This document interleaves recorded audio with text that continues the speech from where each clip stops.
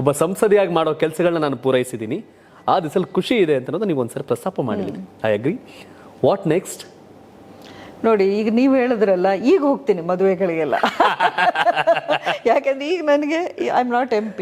ನಾನು as a Mandya ಜಿಲ್ಲೆಯ ಸೊಸೆ, ನಾನು ಆ ರೀತಿಯಲ್ಲಿ ನಾನು ಎಲ್ಲ ಕಡೆ ಓಡಾಡ್ತೀನಿ, ಫ್ರೀಯಾಗಿ ಎಲ್ಲರ ಜೊತೆಲಿ ನಾನು ಆ ಟಚಲ್ಲಿ ಇರ್ತೀನಿ, ನಾನು ಖುಷಿಯಾಗಿರ್ತೀನಿ. ಬಟ್ MP ಅಂತ ಬಂದಾಗ I wanted to set an example consciously. ಅಂದರೆ ಬೇಕು ಅಂತಲೇ ನಾನು ಆ ಒಂದು ಇದನ್ನ ನಿರ್ಧಾರ ನಾನು ತಗೊಂಡಿದ್ದು.